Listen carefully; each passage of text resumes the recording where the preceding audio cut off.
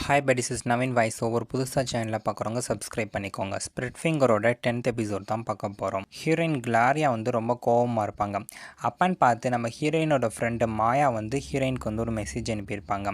அதை பார்த்த உடனே நம்ம ஹீரோயின் வந்து வீட்டை விட்டு வெளில வருவாங்க. அங்கே வந்து பார்த்தா அந்த மாயா வந்து வெயிட் பண்ணிகிட்டு இருப்பாங்களா. மாயாவை பார்த்த உடனே நம்ம ஹீரோயின் ரொம்ப எமோஷ்னல் ஆகி ஓடி போய் மாயா வந்து ஹக் பண்ணிக்குவாங்க. ரெண்டு பேர்த்துக்கு இடையில வந்து ஒரு சில மிஸ் அண்டர்ஸ்டாண்டிங் வந்து இருந்திருக்கும். இது இப்போ கிளியர் ஆகாட்டினா கூட ரெண்டு பேரும் ஒருத்தருக்கு ஒருத்தர் பார்த்த உடனே போய் ஹக் பண்ணிக்குவாங்க. அவங்க ரெண்டு பேர்த்துக்கு இடையில இருக்கிற இந்த சண்டை மோதல் அதெல்லாம் வந்து கண்டுக்க மாட்டாங்க. ஏன்னா நம்ம மாயா வந்து ரொம்ப ஹார்ஷான வேர்ட்ஸ்னை யூஸ் பண்ணி ஹீரோயின்ட்டு வந்து சண்டை போட்டிருப்பாங்க. இந்த மாதிரி வந்து அவங்க பேசியிருந்திருப்பாங்களே, இந்த மாதிரி நான் பேசிருக்கக்கூடாது, என் மனசுக்கு ரொம்ப கஷ்டமாக இருக்குது, சாரி என்னை மன்னிச்சுக்கோ அப்படின்னு சொல்லி மாயா வந்து மன்னிப்பு கேட்டுட்ருப்பாங்க. சரி அதெல்லாத்தையும் விடு, நாளைக்கு காலையில் நம்ம ஏன் ரெண்டு பேரும் ஒன்றும் லைப்ரரிக்கு வந்து போகக்கூடாது, லைப்ரரியில் மீட் பண்ணி பேசலாமா, ரொம்ப லேட் ஆச்சு, வீட்டுக்கு போகிறேன் இல்லைனா அம்மா திட்டுவாங்க அப்படின்னு ஹீரோயின் சொல்லிட்டு இருப்பாங்க. சரி நானும் வீட்டுக்கு போகிறேன் அப்படின்னு சொல்லிட்டு மாயாவும் அங்கேருந்து கிளம்பி போயிடுவாங்க. அடுத்த நாள் காலையில் மின்ட் வந்து தன்னோட தம்பியோட ரூமுக்கு வருவாங்க. கதவை தட்டி பார்ப்பாங்க. அவன் வந்து திறக்கிற மாதிரியே தெரில. இவன் என்னத்தை கேட்குறது அப்படின்னு கதவை தந்துட்டு உள்ளே போவாங்களா. அங்கே போய் பார்த்தா நம்ம ஹீரோ எப்பயும் போல் அந்த பிங்க் கலர் பிளாங்கெட் இருக்கும்ல, அதுக்குள்ளே கூட்டுப்புழு மாதிரி வந்து படுத்திருப்பார். மின்ட் வந்து தன்னோட தம்பியோட சட்டை எடுத்து போட்டுட்டு, டேய் நான் ப்ளூ கூட சேர்ந்து லைப்ரரிக்கு போகிறேன்டா அப்படின்னு சொல்லுவாங்க. மின்ட்டு சொன்ன அடுத்த செகண்டே நம்ம ஹீரோ எந்திரிச்சு உட்காந்துருவான். ஏன்னா நம்ம ஹீரோயின் கிளாரியா வந்து லைப்ரரிக்கு போகிறதா வந்து ஹீரோ கிட்ட வந்து ஏற்கனவே சொல்லியிருந்திருப்பாங்க. ஸோ அதை வச்சுக்கிட்டு வந்து ஹீரோ வந்து ஒரு ஐடியா பண்ணிகிட்ருப்பான். அடுத்து கொஞ்சம் நேரம் கழித்து லைப்ரரியை தான் காட்டுறாங்க. அங்கே நம்ம ஹீரோயின் கிளாரியா வந்து தன்னோட ஃப்ரெண்ட் மாயாக்காக வெயிட் பண்ணிகிட்ருப்பாங்க. அப்பன்னு பார்த்து அங்கே வந்த ப்ளூ மின்ட்டை வந்து ஹீரோயின் வந்து பார்ப்பாங்க. அந்த இடத்துக்கு ப்ளூ ஒரு வாரம் நம்ம ஹீரோயின் கொஞ்சம் கூட எதிர்பார்த்துருக்க மாட்டாங்களே. அதனால் அவரை பார்த்தோன்னே அவங்களுக்கு கொஞ்சம் வெக்கம் வந்துடும். சரி என்னத்தை பேசுகிறது என்னத்தை சொல்கிறது அப்படின்னு தெரியாமல் முழிச்சிட்டு இருப்பாங்களா. அப்பன்னு பார்த்து பின்னாடிலேருந்து ஒரு வாய்ஸ் கேட்கும். என்னடான்னு பார்த்தா நம்ம ஹீரோ அங்கே வந்திருப்பான். இந்தா ப்ளூ உங்கள்கிட்ட இருந்து வாங்கின சட்டை புதுசாக ஒன்று வாங்கிட்டு வந்துட்டேன், அன்றைக்கி நைட் நாங்கள் சண்டை போட்டிருந்தப்போ அவனோட சட்டையை வந்து கிழிச்சிட்டோம் அப்படின்னு சொல்லி நம்ம ஹீரோ வந்து ப்ளூ கிட்ட புதுசாக வாங்கிட்டு வந்த அந்த சட்டையை வந்து கொடுப்பான். யாரை கேட்டு இந்த மாதிரி சட்டையெல்லாம் நீ கடை வாங்கிட்டு தெரியல, போட்டுக்கு உனக்கு ஒன்றுமா இல்லாமல் இருக்குது அப்படின்னு சொல்லிட்டு நம்ம ஹீரோவோட அக்கா இருப்பாங்களே, அதான் மின்ட்டு, ஹீரோவை போட்டு அடி அடின்னு அடிச்சிட்டு இருப்பாங்க. சரி சரி விடு, அதான் புதுசு வாங்கிட்டு வந்து கொடுத்துட்டானே, அவங்ககிட்ட இதுக்கு பிரச்சனை பண்ணிகிட்டு இருக்கா, வா நம்ம ரெண்டு பேரும் போகலாம் அப்படின்னு சொல்லிட்டு ப்ளூவும் மின்ட்டும் அங்கேருந்து போயிடுவாங்க.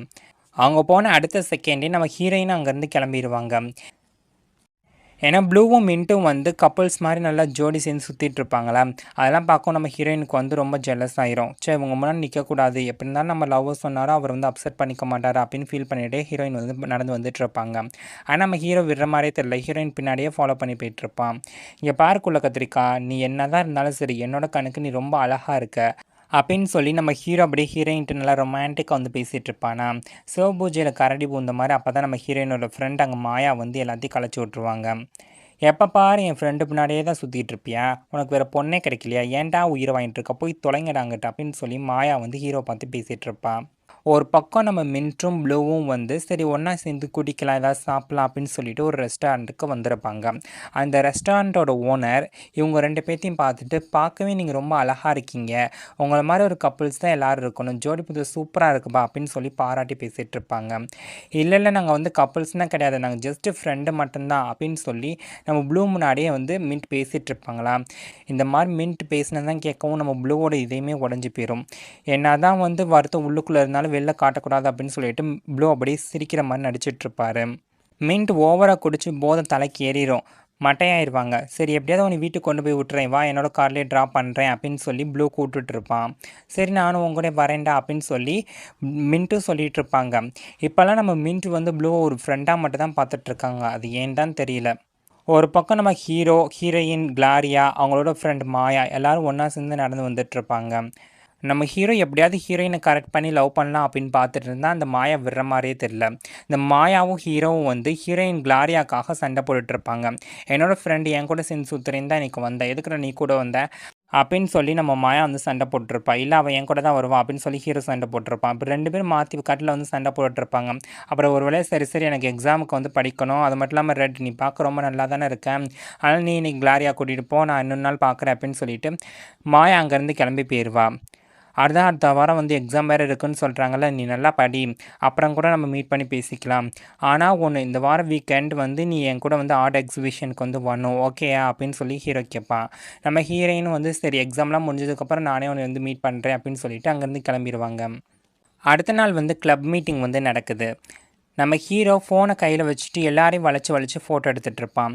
அந்த இடத்துல ப்ளூவும் தான் இருப்பார். ஆனால் ப்ளூவை வந்து ஹீரோ வந்து ஃபோனில் வந்து ஃபோக்கஸ் பண்ண மாட்டான். மிச்சம் எல்லாரையும் வளைச்சி வச்சு ஃபோட்டோ எடுத்துகிட்டு இருப்பான்.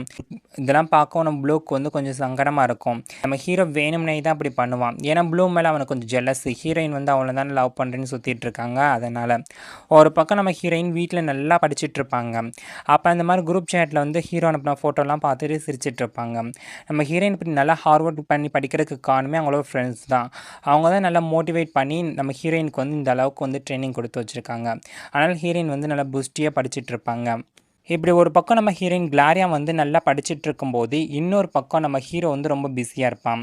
அதான் எக்ஸாம்லாம் முடிஞ்சதுக்கு பின்னாடி நம்ம ஹீரோயின் கிளாரியா வந்து ஹீரோ ரெட்டை வந்து மீட் பண்ணுறேன்னு சொல்லி ப்ராமிஸ்லாம் பண்ணி கொடுத்துருப்பாங்களா. அந்த நாள் எப்படா வரும் அப்படின்னு சொல்லிட்டு கிளாக்கையும் டைத்தையும் பார்த்துட்டே உட்காந்துட்டு இருப்பான். எப்படியே அவன் வெயிட் பண்ணிகிட்டே இருப்பான். அன்னைக்கு நைட் வந்து நம்ம ஹீரோயின் வந்து ஹீரோக்கு வந்து ஒரு மெசேஜ் அனுப்புவாங்க. நீ ஒன்றும் கவலைப்படாதனா, நான் ப்ராமிஸ் பண்ண மாதிரி எக்ஸாம்லாம் முடிஞ்சதுக்கு பின்னாடி நான் உன்னை வந்து மீட் பண்ணுவேன் அப்படின்னு சொல்லி ஹீரோயின் வந்து மெசேஜ் அனுப்பியிருப்பாங்க. அந்த மெசேஜை பார்த்த உடனே நம்ம ஹீரோக்கு வந்து சந்தோஷம் தாங்காது. துள்ளி குதிச்சிட்ருப்பான்.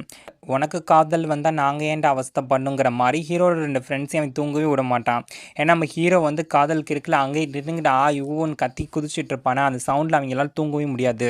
டேய் நாய், நீ காதலிச்சு செத்து போனால் செத்து போக வேண்டியதானே, எங்களை எதுக்கிட்ட தூங்க விடாமல் டார்ச்சர் பண்ணிகிட்டு இருக்க அப்படின்னு சொல்லி நம்ம ஹீரோட ஃப்ரெண்ட்ஸ் வந்து ஹீரோ போட்டு அடி அடின்னு அடிச்சிட்டு இருப்பாங்க. அடுத்த நாள் தான் வந்து லாஸ்ட் எக்ஸாமும் வந்து முடிஞ்சிருமா. எக்ஸாம்லாம் முடிஞ்சதுக்கு பின்னாடி ஹீரோயினோட ஃப்ரெண்ட்ஸ் வந்து 2 பேர் இருப்பாங்களா, அவங்க ஹீரோயின் வந்து ஓட்டிகிட்டு இருப்பாங்க. என்னாடி 2 பேரும் டேட்டுக்கு போகிறீங்களா, போ அடுத்து என்னென்ன பண்ண போகிறீங்களோ அப்படின்னு சொல்லி ஓட்டிகிட்ருப்பாங்க.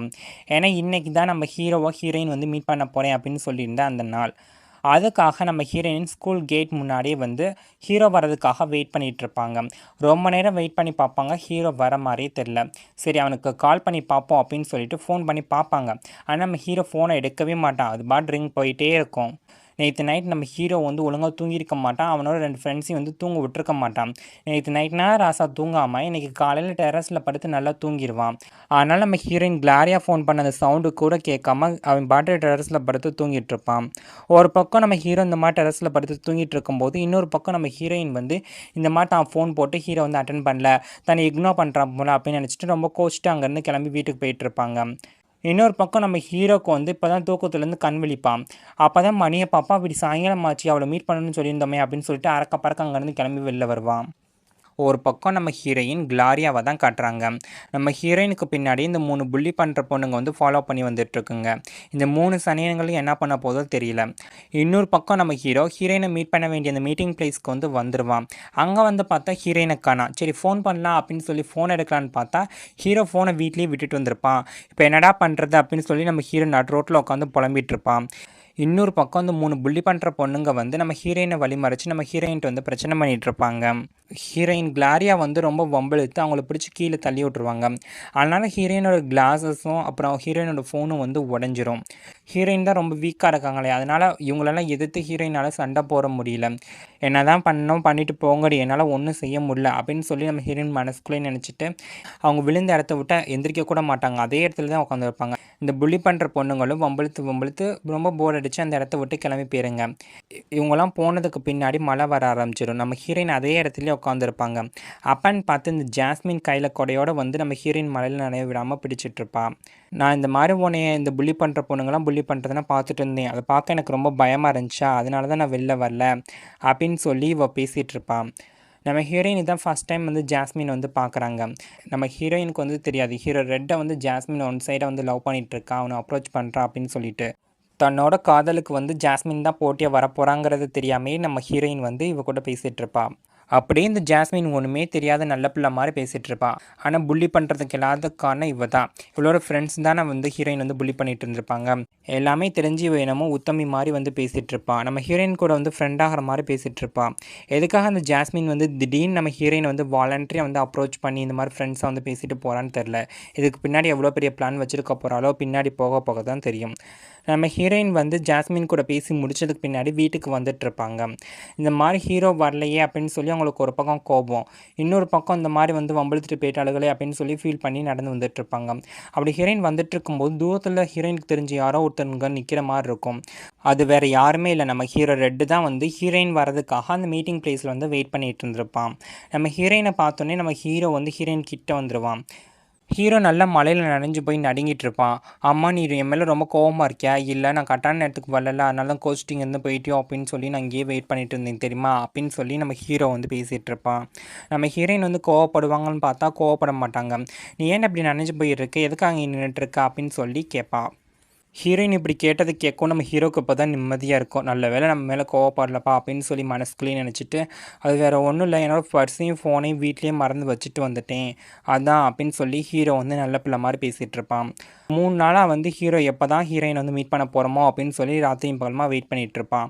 ஆனால் நேற்று நைட் தானும் தூங்காமல் மிச்சவங்களையும் தூங்க விடாமல் அடுத்த நாள் காலையில் தான் மட்டும் நல்லா தூங்கி போட்டு இந்த மீட்டிங் வந்து மிஸ் பண்ணியிருப்பான். ஹீரோயின் வந்து இந்த மாதிரி தன்னை வந்து புள்ளி பண்ணாங்க, இந்த மாதிரி ஜாஸ்மினை மீட் பண்ணேன் அப்படிங்கிற விஷயத்த வந்து ஹீரோட்ட வந்து சொல்ல மாட்டான். ஏன்னா ஹீரோ இந்த மாதிரி பேசிகிட்டு இருக்கவும் அந்த விஷயத்தெல்லாம் அவன் சொல்லாமல் விட்டுருவான்.